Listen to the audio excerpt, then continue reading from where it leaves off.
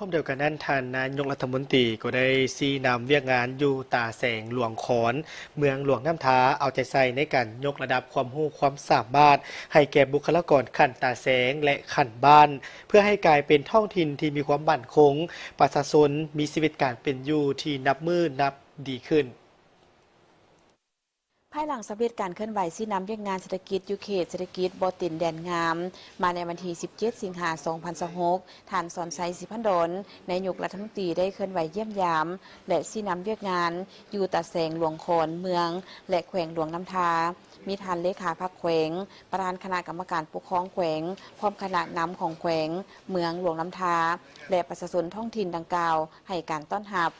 ท่านเลขาพักเมืองได้รายงานให้ทราบว่าเมืองหลวงน้ำทาประกอบมี 78 บ้านมี4ตาแสงทงอุ้มตาแสงหลวงคอนตาแสงทงปุงและตาแสงนาเตย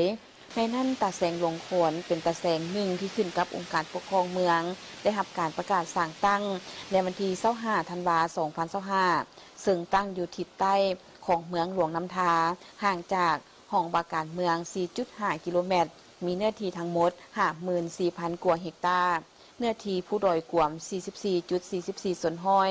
ทิศเหนือติดกับตาแสงทงอ้มทิศใต้ติดกับเมืองเวียงภูคาทิศตะวันออกติดกับตาแสงทงปุงทิศตะวันตกติดกับเมืองสิงห์ประกอบมี 18 บ้านมี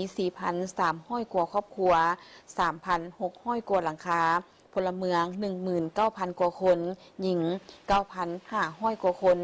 ในโอกาสดังกล่าวท่านนายกรัฐมนตรีได้ให้เกียรติโอ้ลมและทิศชี้นำต่อเวียกงานจุดสุ่มของตาแสง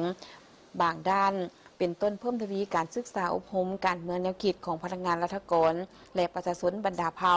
มีสติระวังตัวต่อกลอุบายทำลายความสงบและความเป็นระเบียบเรียบร้อยภายในตาแสงและเขตชายแดน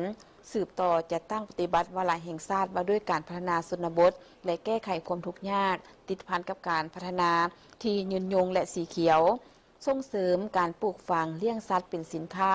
ตามทิศสร้างเศรษฐกิจเอกราชเป็นเจ้าตนเองในระยะใหม่ให้ปรากฏผลเป็นจริงสู่ชนจะตั้งปฏิบัติแผนการผลิตประจำปีเป็นต้นการผลิตกสิกรรมซึ่งเห็นว่าระยะผ่านมาเกิดมีภัยน้ำท่วมสืบต่อเอาใจใส่อย่างใกล้ชิดเพื่อเกี่ยมพร้อมรับมือภัยพิบัติทางธรรมชาติให้ทั่วถึงและทันการปฏิบัติ11ตัวชีวัตด้านการพัฒนาเอาใจใส่ติดตามการลักลอบขุดค้นคำการดูดแห่ทรายหินบ่ถูกต้องตามระเบียบการปรับปรุงกลไกบริหารรัฐผ่านระบบประตูเดียวและหันเป็นดิจิตอลฝึกอบรมยกระดับความรู้ความสามารถให้กับบุคลากรขั้นตาแสงและบ้านพร้อมทางสร้างตาแสงหลวงขอนกลายเป็นท้องถิ่นที่มั่นคงประชาชนมีชีวิตการเป็นอยู่นับมือนับดีขึ้น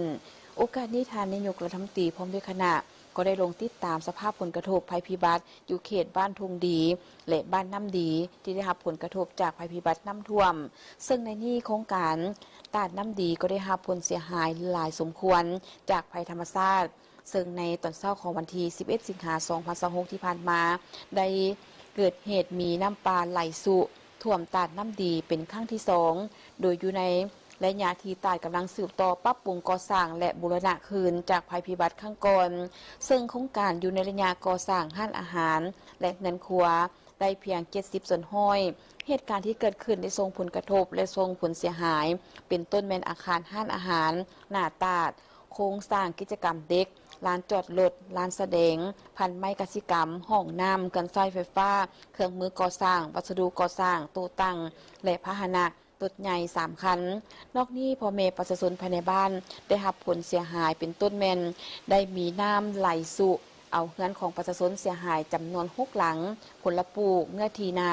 และหนองป่าเสียหายจำนวนหนึ่งในโอกาสลงย่ำยาและบ่งผลเสียหายครั้งนี้ยังได้มอบทุนและเครื่องอุปโภคบริโภคจำนวนหนึ่งให้แก่เมืองดังกล่าวเพื่อช่วยเหลือครอบครัวจะรับผลกระทบที่เสียหายเติมอีก